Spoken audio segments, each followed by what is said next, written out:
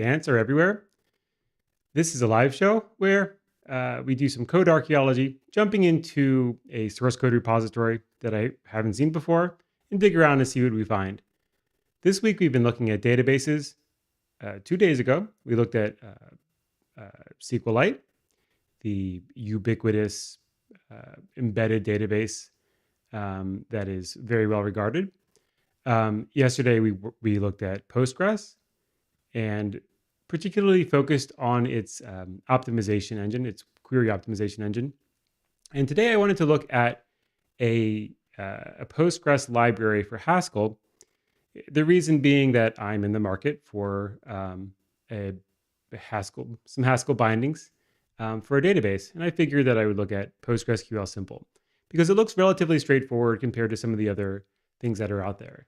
There are a lot fancier database libraries for Haskell that try to do things like generate a lot of code and allow you to do type-safe SQL queries.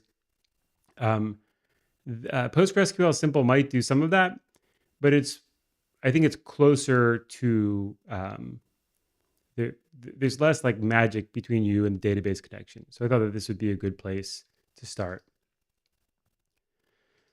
All right, so let's go ahead and just jump in. I'm on their GitHub page.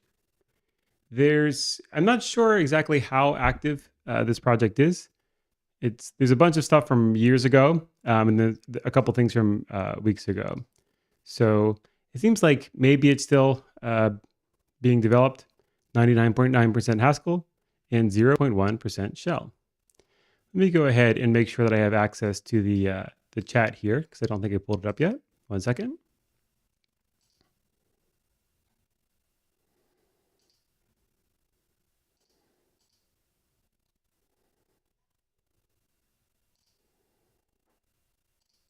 All right.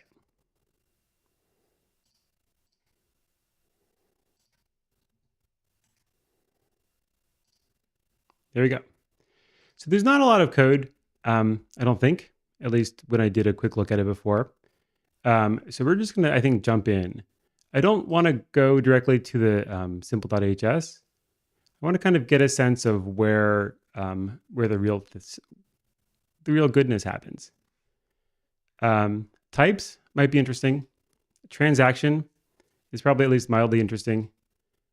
Two field and two row are presumably going to do some of the conversion from the types returned by Postgres to the types that make sense in Haskell's type system. So I think that those might be important. Okay. I'm going to look at okay. I'm guessing that's some kind of error or status stuff. We also have from row in these boot files. We looked up boot before. I don't really remember what it's about, but I'm not going to really look at it. I think 2 should be sufficient. Also cursor. I'm going to move cursor forward so that we see it sooner. And then we have a couple of directories. I'm guessing maybe HStore is interesting. Internal is probably pretty interesting. Type info might be, but I'm going to skip type info for now. And internal is just PQ result utils. I guess we don't need utils. I think this should be sufficient. HStore has implementation and internal. I guess let's look at both. And maybe let's start here just to see what's going on. There's nothing in the internal file. And then the implementation, we have what, about 216 lines? We're going to turn on CPP view patterns, derive data typeable, and generalized, new type deriving. Okay. So I'm not sure what an HStore is. Maybe I can find out if this is a general thing. It seems to just be for Postgres. Okay. What about without Haskell? Okay, HStore is a Postgres thing, maybe. The HStore data type for storing sets of key value pairs within a single PostgreSQL value. Okay, I think that I'm going to ignore this, but let's take a at least take a quick look at what's going on here. So this can be useful, such as rows with many attributes that are rarely examined, or semi-structured data. So maybe this is the sort of thing when you kind of want to store like a whole row of something, kind of giving you some of the benefits of like a key value store in a SQL format. So we have key double arrow value pairs separated by commas. For example, K to V, foo to bar, baz to whatever. And then I guess when you select stuff, select A to 1, A to 2, H store, we get A to 1. Each key is unique if you declare duplicate keys. All right. So something about H stores. We'll ignore H stores because maybe they're not so essential. But cursor is probably essential. So let's look at cursor. Let me zoom out a little bit. So cursor has 98 lines, which is not much. And can I get rid of this thing? There we go. Okay, so we can cursor within a transaction. Cursor within a transaction. Data cursor, and then we have query and connection. And the bang, I think, is a strictness annotation, maybe telling these not to be lazily evaluated. Let's see. Let's double check this. All about strictness.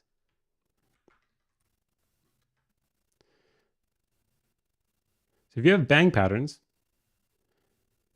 then you can do add XY, and this behaves like some C code above. Okay, so do we have bang patterns enabled? No. So what does it mean without bang patterns enabled?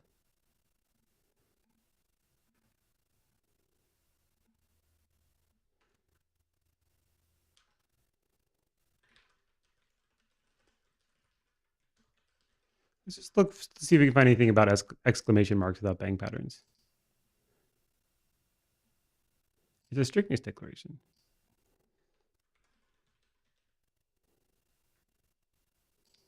Okay, you can, so bang patterns is for annotating function arguments.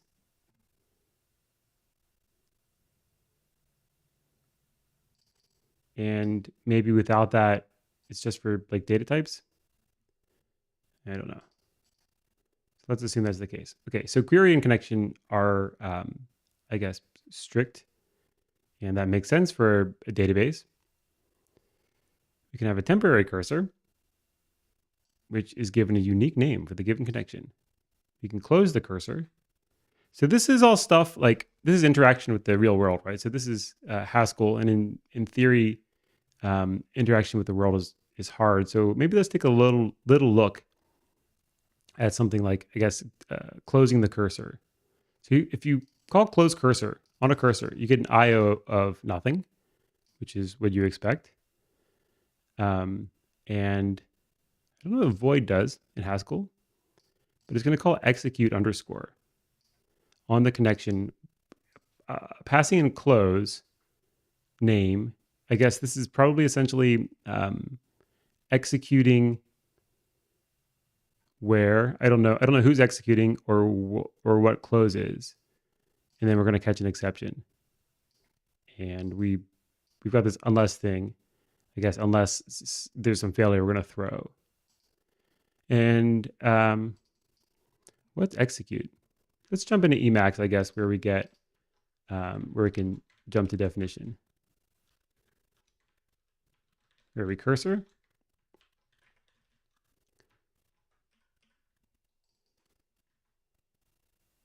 Okay, a version of execute that does not perform any query substitution. So this seems to be a function that they've defined. And we're going to call exec on the connection and the statement. And exec is going to take a connection and a byte string, and it's going to essentially produce a Postgres result. I don't know what the Q stands for. I assume P is Postgres something or other.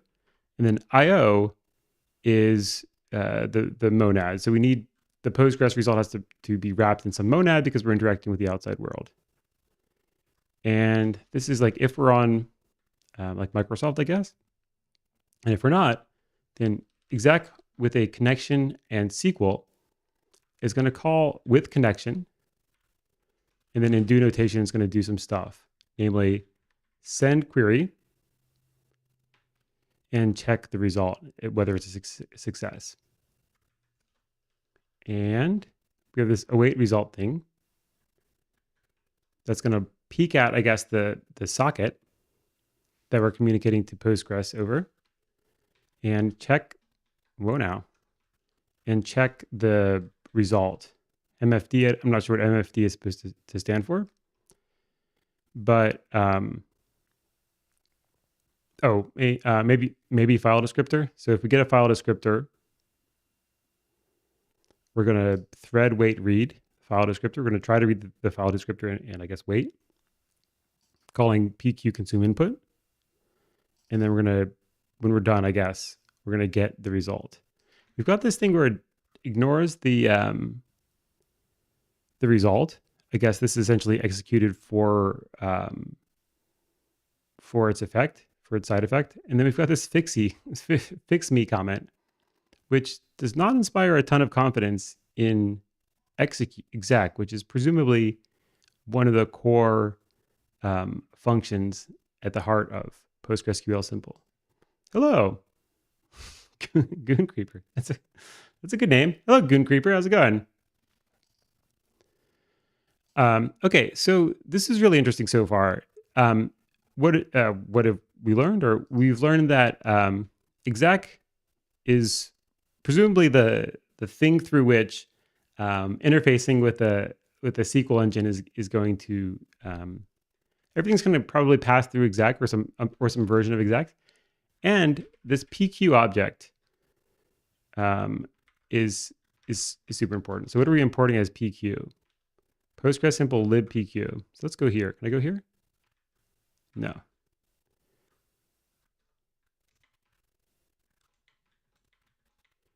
I'm wondering if libpq is a separate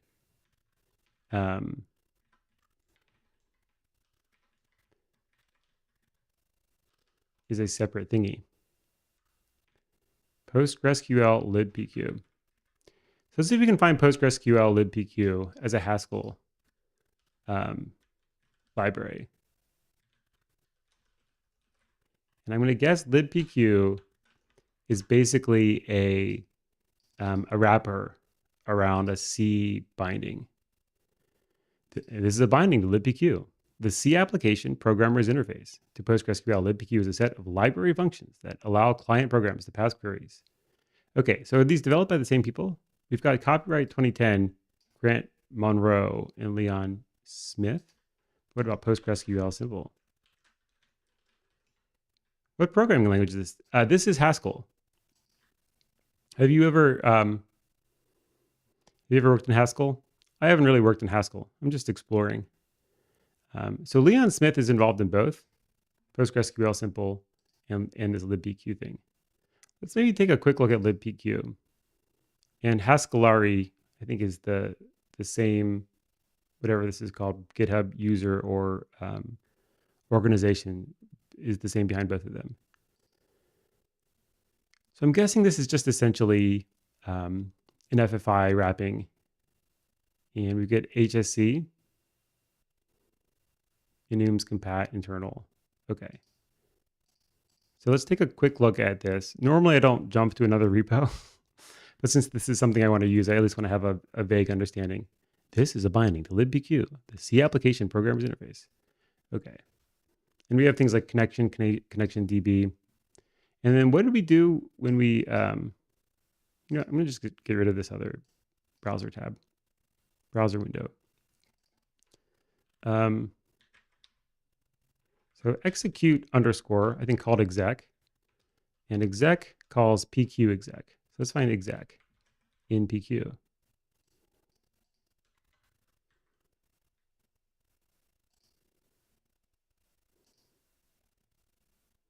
And we get a nice comment. So submits a command to the server and waits for the result. And returns the result, possibly nothing. And so this presumably just works by the foreign function interface. It's going to take some Haskell. It's going to take a connection, which is a Haskell object. It's going to take a byte string, which is the statement, and that probably is extremely easy to convert into the C world. And it's going to give you a maybe result. And then in fact, we're just calling use as C string. So the byte string library or whatever is handling the C conversion. And then whatever CPQ exec P is. So we're going to take result from connection, and we're passing to that the lambda that sends P to, I guess, somehow combining this query thing and I guess passing it to PQ exec. Let's see if we can find PQ exec.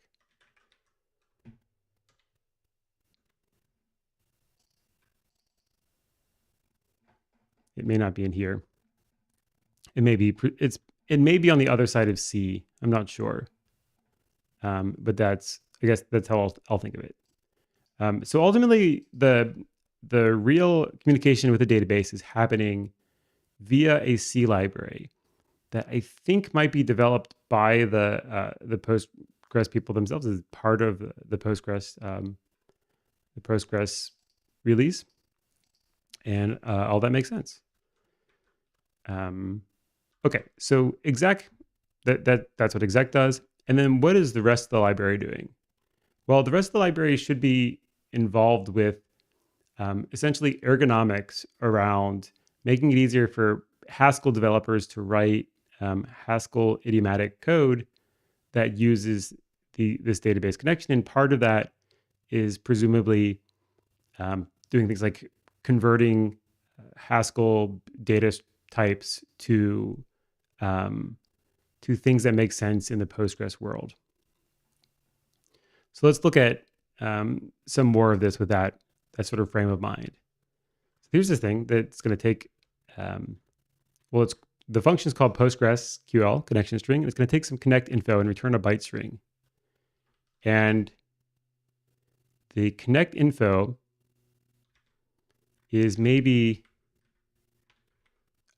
essentially these fields are separate, and then we're going to like concatenate them, right, to the standard database connection string. Yeah, okay. So you tell it what the host and the port is, and that function is going to produce the standard kind of database connection string, which I'm sure has some sort of standard, but maybe we can show an example.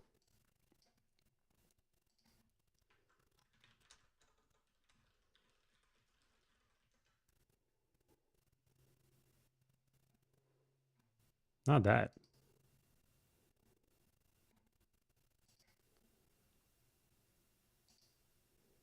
Yeah, something like this. Postgres and some user and password at whatever, URLs. Okay.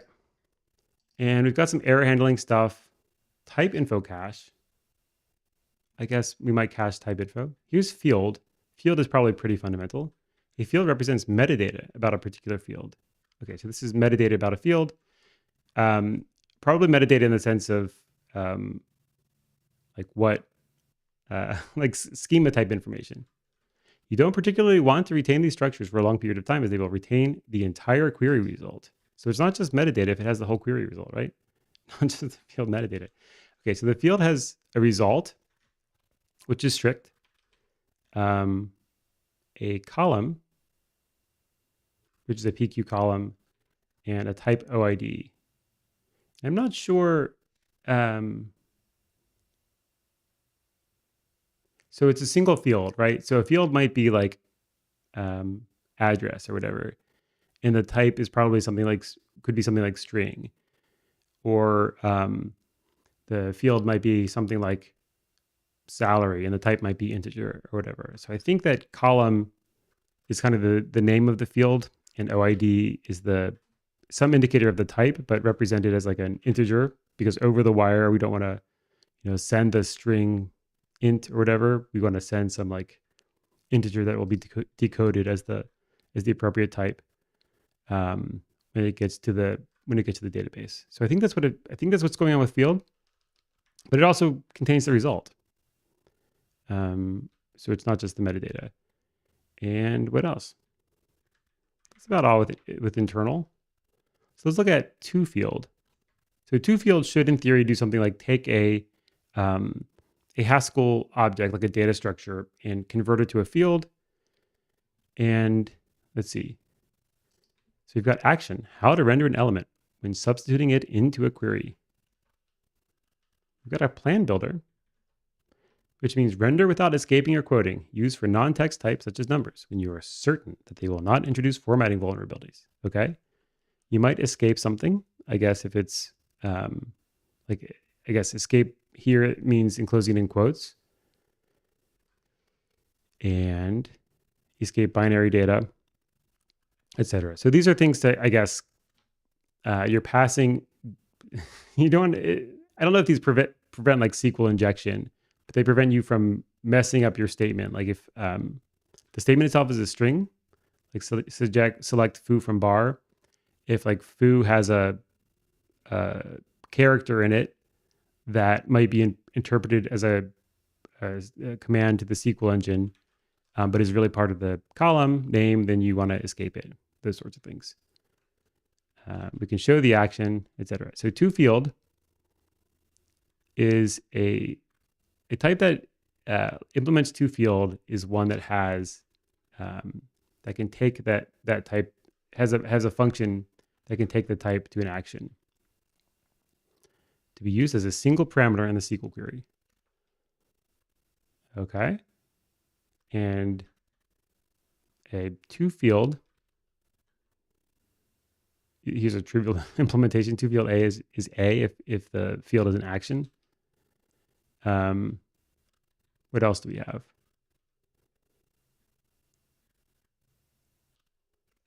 So here's like toField for maybe, I guess.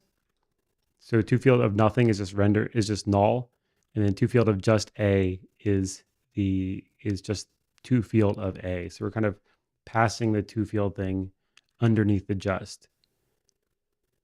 And render null is just going to return the plain byte string null. Okay. And let's look at, I guess, int32. So to convert an int32 to a field, we're going to call plain on int32 dec. I don't know what int32 dec is.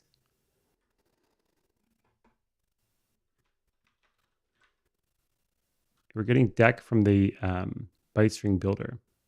What makes it dec? I don't know. Let's look this up.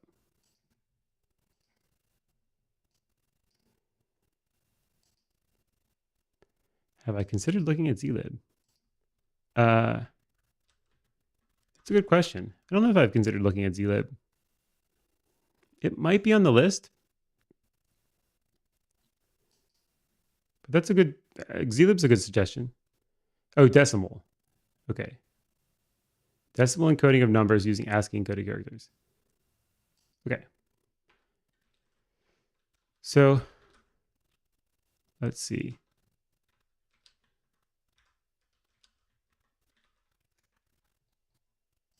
All right. So plain, whatever plain is doing, plain seems to be doing a lot of the work. So what is plain? toField plain. How to render. Okay. Okay. So plain is not quoted. Huh. So what does that mean? So we're not going to quote it. That's fine. So I guess if you're in int32, you're basically just being passed directly to the SQL thing, if I'm understanding correctly. What about a time zone stamp? So how do you convert that to a field? We're called plain in quotes zone timestamp to builder. Day to builder. Are these like things that are implemented? Yeah. Okay. So it implements a bunch of these types. I don't know what prim bounded is, but basically they've done a bunch of the work to do these conversions so that you don't have to. So that's one of the reasons you might be interested in using this library. What about like a string? I'm assuming strings are also. So how about a lazy, I think LB is like lazy byte string.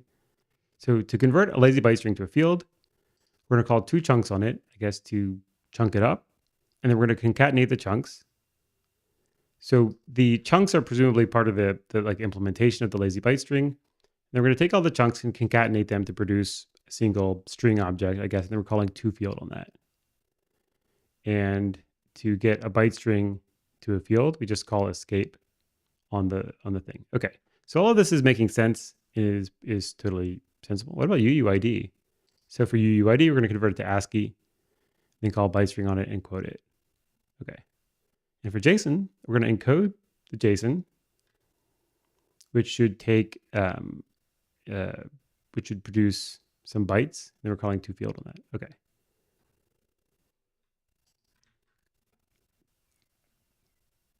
And then to row, you can convert a row to,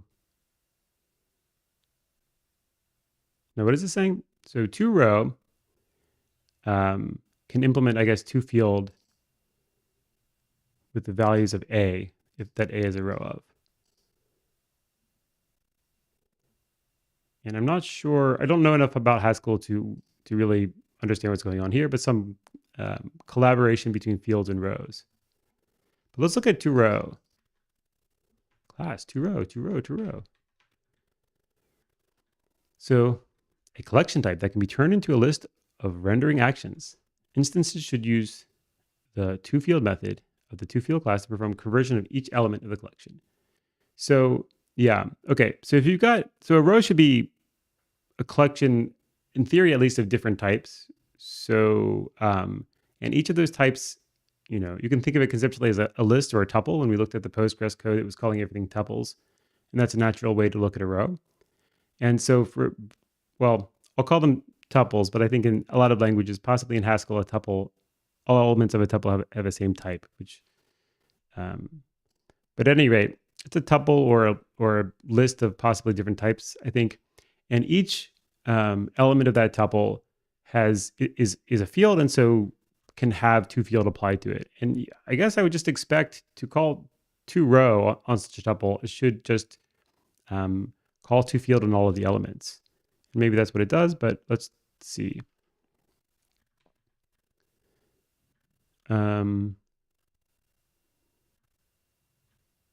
this comment, then we get some import things that are commented out. I don't know what that means. And we get this toRow thing. It says, note this only works for product types, for example, records, and does not support sum types or recursive types. Okay, so a toRow is going to take an A and produce a list of actions. And A is presumably the row. And the default operation is that toRow will take, I guess if A is generic, and whatever rep of A, I don't know what how to understand this G2row rep condition thing. It's going to call just G2row dot from. And what is from? I don't know. No definition for from. And G2row is what? Type class for default implementation of toRow using generics. Okay, so that's G, I guess, is generic.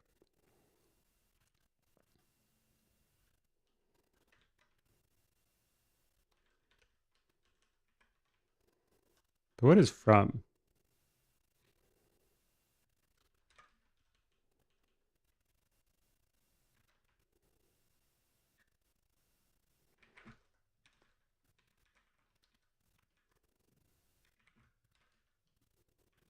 I think we had like from field.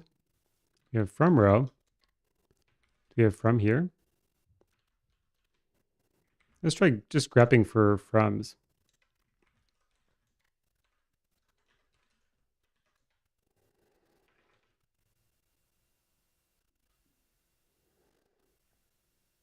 Unless from is like a generic Haskell thing. Let's try Haskell from. Hey, QSM. Yo. How goes it? So from integral. Yeah, I don't know what this from thing is. If you know Haskell and you know what from is, let me know. Unless I'm reading it wrong. two field, a collection of values. Okay. At any rate, so here's an example of two field A, only A. What's only? I also don't know what only is. But how about a tuple, AB? Okay, so this is the thing I was expecting. Okay. So if A and B both have two field operations, then their two row implementation is you call two row on the tuple, and it's going to return a list of two field A and two field B. So that's at least sensible. And similarly for all of the different types of tuples, I think that this is the sort of thing where if you had dependent types, you could maybe have, instead of doing all of these different length tuples one after the other, you could just say in general how a generic tuple operates. And only A. Okay, so from PostgreSQL simple types, we're importing only. So let's look at simple types.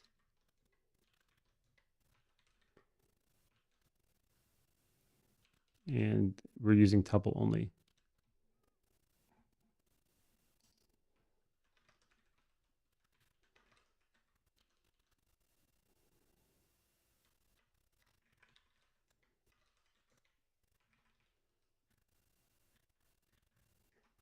And so I think we're just using, I think only just ends up being tuple only. So Haskell tuple only.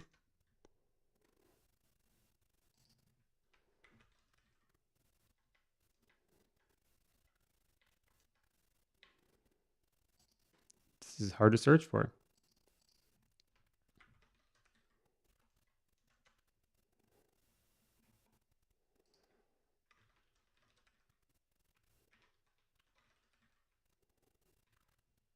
Let's try data.tuple only.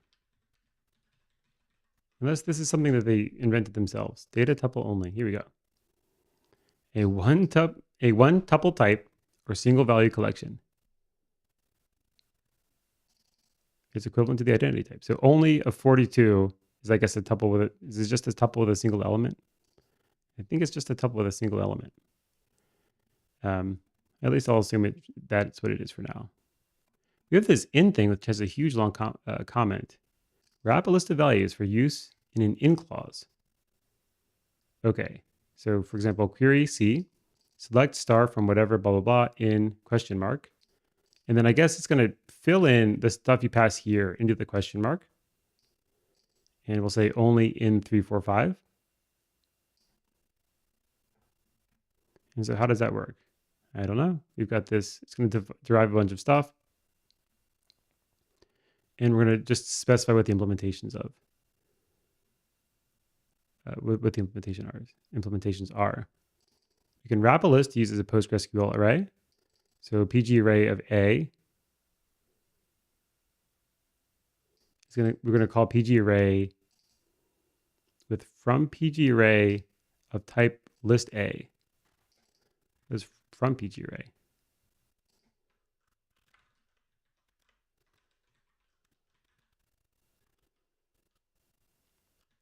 I don't know. So types seems to have a bunch of stuff that is a little bit more strange to me, like this thing.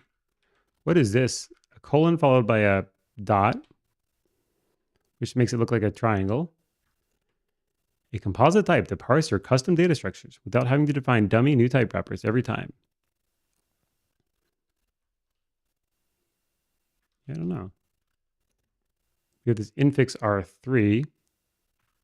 Is this defining the colon dot syntax, the colon dot operator? I'm not sure. Let's look up defining the Haskell infix operator.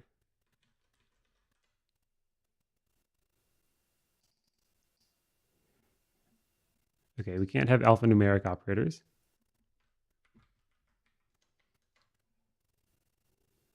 Infix L. So we have infix L and maybe infix R. Are they left and right? Infix L means that star is an infix function and it is left associative. Okay. So infix R should be the opposite. So whatever this thing is, and then I guess this may be the definition of it. So data, this thing, we'll call this the triangle T is equal to H triangle T. So this is just maybe saying it's commutative. But what does it do? So this comment says a composite type to parse your custom data structures. So we have two instances from row of my data one and my data two. And we're going to query C with whatever dot dot dot is and get the result. And then we're going to map over the result. I guess plugging in my data dot dot and then this triangle thing, my data dot dot, and then apply some do stuff without having to define dummy new type wrappers every time. Okay. I'm not really sure what that is. But I guess my guess would be that if you you would see the need for it if you wrote a bunch of SQL stuff with this library. You would eventually find yourself, I guess, writing some sort of wrappers repeatedly and wishing that you didn't have to do that. And what else is here? Values represents values. A values table literal used as an alternative to database execute many and returning. The main advantage is that you can parameterize more than just a single values expression. For example, here's a query to insert a thing into one table and some attributes of that thing into another, returning the new ID. So we're going to have this query C of SQL, and we've got this syntax, which I don't think we've seen before. We've got this left brace, the literal SQL, a pipe, and then the right brace, I guess, is down here after a pipe. And then we're just passing in like a text literal. And I think that this syntax is just letting us kind of like write multi-line SQL statement embedded in Haskell maybe. So with new thing as insert into blah, blah, blah, new attribute blah. And then we're going to select some stuff from the new thing. And we're going to, I guess in the first question mark, we're going to pass in foo.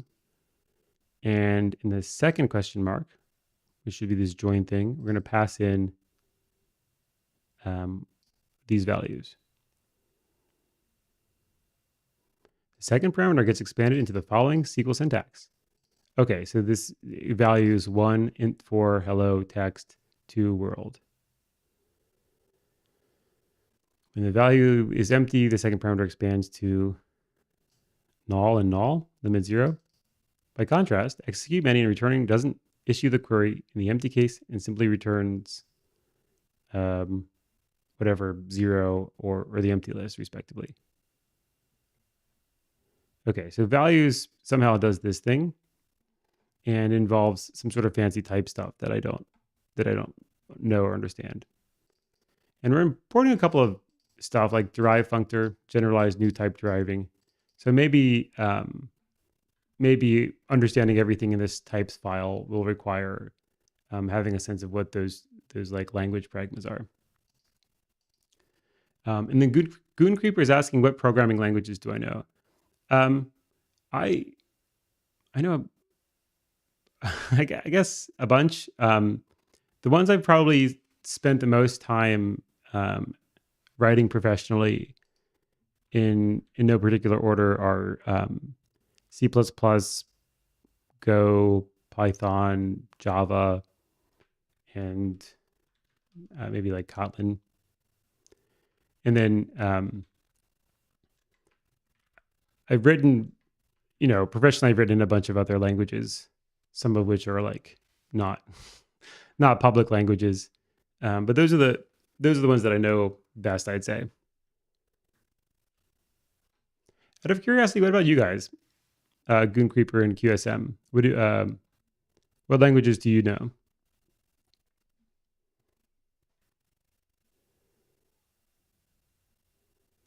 And while you're thinking about that and considering typing it up, I'm going to look at the transaction one, the transaction file. And I don't know if I expect this to be complicated. What is this, 44 lines? No, I'm 44 lines down. 265. Okay, I expect this to be not too complicated, but we'll see. We have some isolation level stuff, which is I'm probably just configures Postgres. Oh, by the SQL standard. Okay, yeah. So we have default isolation, read committed, repeatable read, and serializable. And then we have read write mode, presumably also just more configuring of Postgres. With transaction is a thing that lets us execute an action inside of it, a SQL transaction. Anonymous, hello, brother. I don't know. I don't understand this question. Red Magic 6 Pro kernel sources. I have no idea what that is. What if you tell me what Red Magic 6 Pro kernel sources are, I might be able to help. Programming Lua. Oh wow. I don't. Do you do game stuff? I don't know where Lua is used as like a main programming language. That's cool. Is Lua fun? I have the feeling Lua might be fun. Okay, so with transaction, it's just gonna it has the default transaction mode. It's got this with transaction mode that's going to do the actual implementation, and it's going to take a transaction mode connection and an IO of A, and it'll produce an IO of A.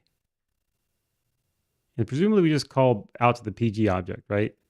Mask, restore. I don't know what mask and restore are, but we'll call begin mode, mode con, and restore act on an exception. And then we'll call commit with the connection and return R. So this should essentially begin the transaction. This should essentially finalize the transaction. I don't know what restore is doing. Oh, wait. Restore is a lambda, right? That you pass in. And what is mask? Like e.mask, but backported to base before version 4.3.0. Note, so the restore is a callback. Note that the restore callback is monomorphic, unlike an e.mask. This could be fixed by changing the type signature. Blah, blah, blah. I don't know what E is. Control exception. So it's some control exception stuff.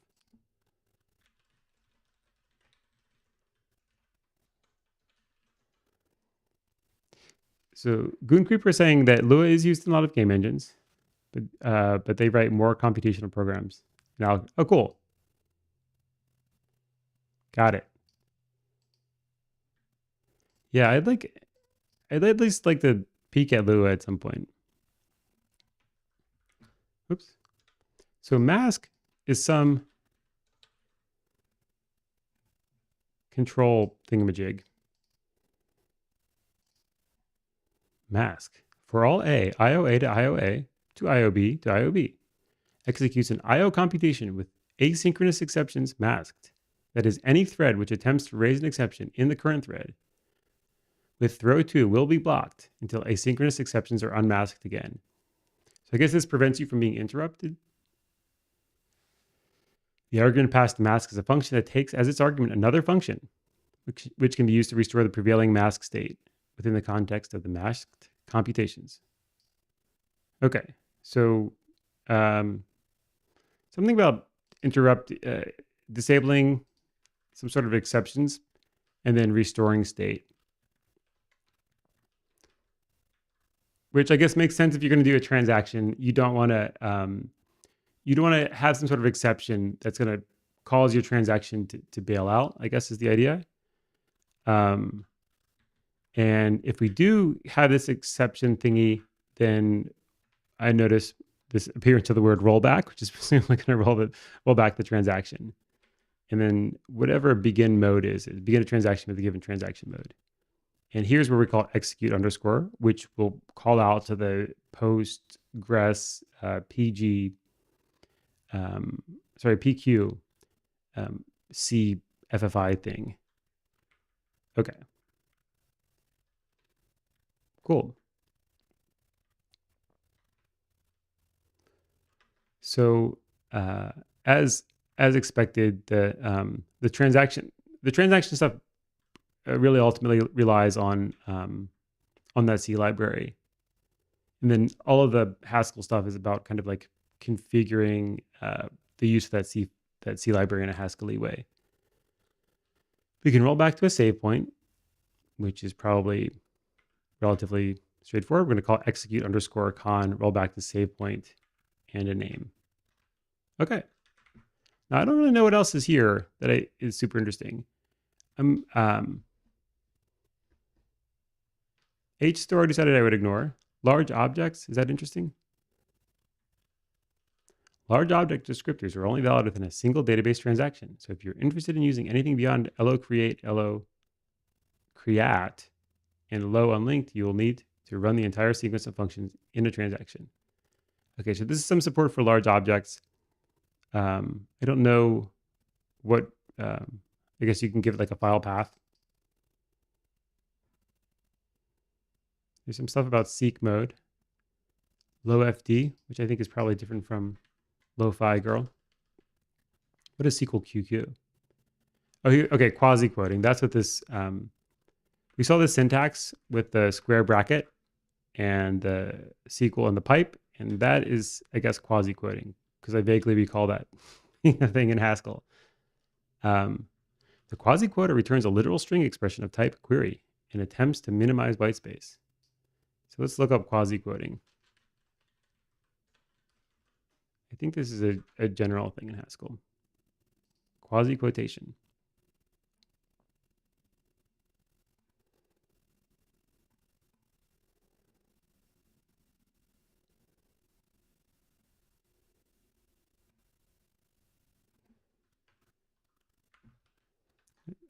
Maybe, let's see, pipes. So here's an example, I guess. Dump. Are there other examples? I guess you may not need this. The syntax for quasi-quotation has changed since this paper was written. In GHC7, one writes expression with the pipes and the square brackets instead of this thing where there's a colon. GHC 6.12 uses, okay, so the syntax has changed. Okay. But quasi-quoting is why it's nice to be quoting. Quasi-quoting allows programmers to use domain-specific syntax to construct program fragments. By providing concrete syntax for complex data types, programs become easier to read. All right. So, yeah, so you have domain-specific syntax for program fragments. And seems like a good way to put it. That's exactly what this is. We have these SQL fragments, and we've got a syntax for them. Namely, it's basically the SQL syntax inside these quasi-quoting delimiters. I want to get kernel ISU on my red.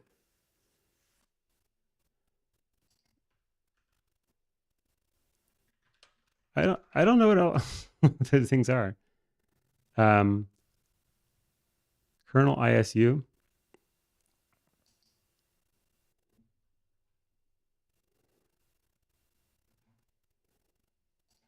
I'm not sure. You know what? Magic 6 Pro.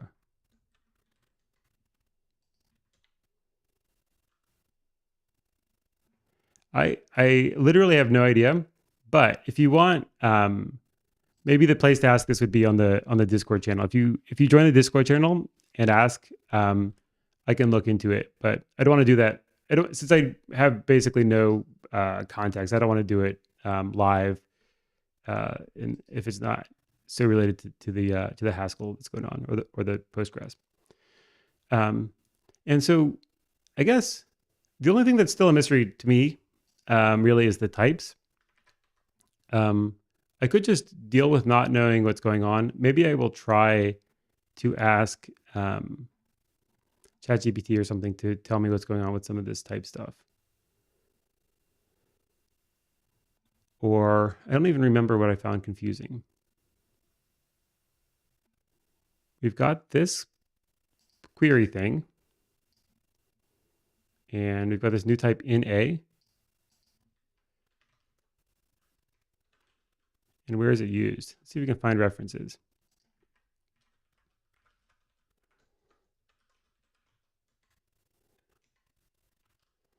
All right, it's finding all. Okay, here's an example, I guess. Only in, yeah. To field in. So in of a list, if you're going to convert that to a field, it's going to just essentially be plain the plain null, or rather the tuple containing null. Is that what that syntax means? And then to field of in excess, we'll have many of something, and we're going to have, I guess, parentheses delimiting it, and a list of parentheses at the end.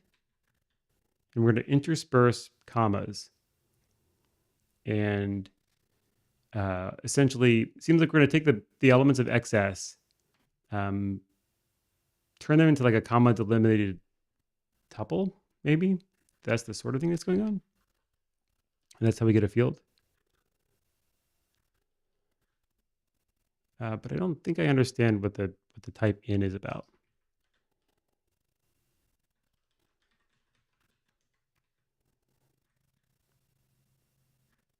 So let's look at this thing again. Wrap a list of values for use in an in clause. Okay, so this is really just about, we've got some values. We want them to go into an in clause. And I don't even remember what an in clause is in SQL.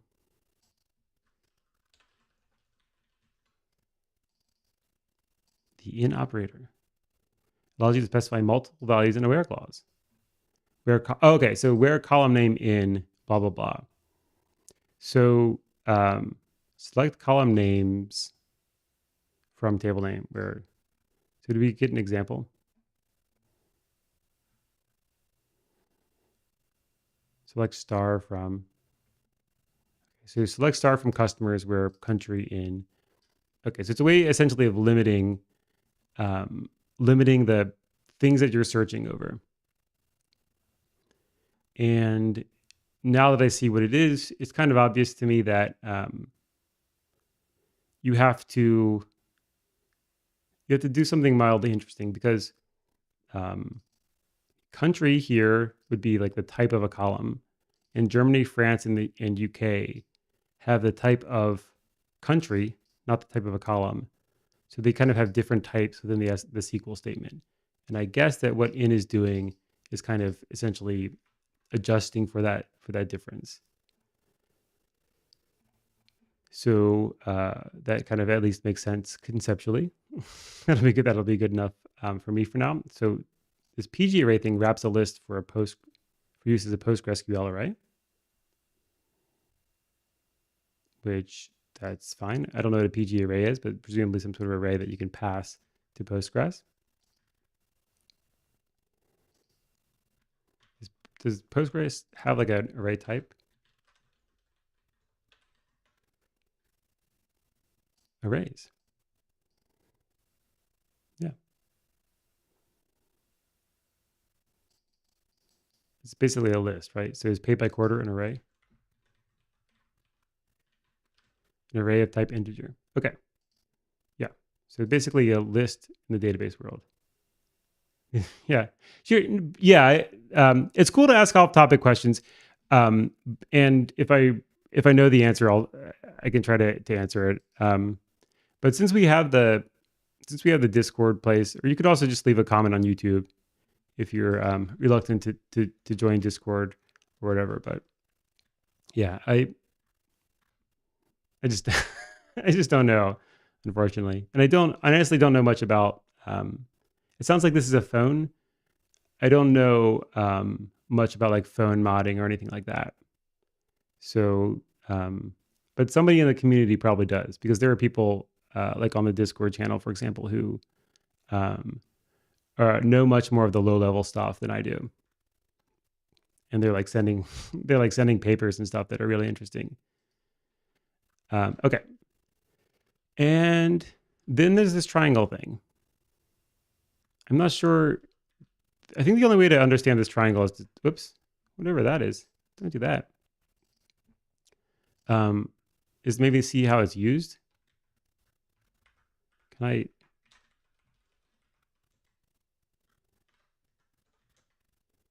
I can't find that. So maybe PostgreSQL simple Haskell examples. So maybe there's some examples that use this operator. Okay. In Haskell, I don't think you can properly make recursive definitions with tuples. This library in particular allows you to make from row on from field tuples of length 2 through 10. They actually specify the constructors for each of these 8 sizes. Kind of crazy, isn't it? It's a little bit crazy, but dependent types are also crazy. And I think that's the alternative. From what I can gather, it's a flaw in Haskell's design that violates the 0. It might be a flaw in its design and is remedied in Agda. Yeah, I mean, that's a fair point. But I think the thing with dependent types is it's not obvious which, how to do them properly in a way that's both type theoretically desirable and also makes sense in a general purpose programming language. Like, I don't know if people use Agda for like production database access. To construct bigger from row tuples, you can combine them with the library defined thingy functor. Okay, so maybe that's what it's for. You can make bigger tuples because we kind of top out at what, 8 sizes. Okay, so with that in mind, I think that's good enough for me, and I think that's a good place to stop. So, what did we learn? Well, this is a much smaller project than Postgres, and also I think probably much smaller than SQLite. But it shows us how you might make a database library. I think this is probably good enough for me to use for doing microservices that have Haskell microservices that have a database backend. And there's some niceness around the types, like the from row and 2 field stuff. And I think that should be sufficient to do most things. It might be the sort of situation where when you need something advanced, it's suddenly like woefully inadequate for some reason. But in the interest of not like over optimizing too much, I think it's better to pick something that seems small, of bounded complexity, and reasonable as the first thing, and then migrate if it comes up. So that's all for me. I will be back next week. I'm not sure exactly what my schedule is, but I'll put it up when I figure it out. The plan is to start looking at other database things, in particular, like the graph databases or logic databases and or triple stores, kind of just a slightly different model from the SQL databases. And probably Neo4j will be in there, and maybe one of the classic like logic databases. So I will see. Stay tuned for that. And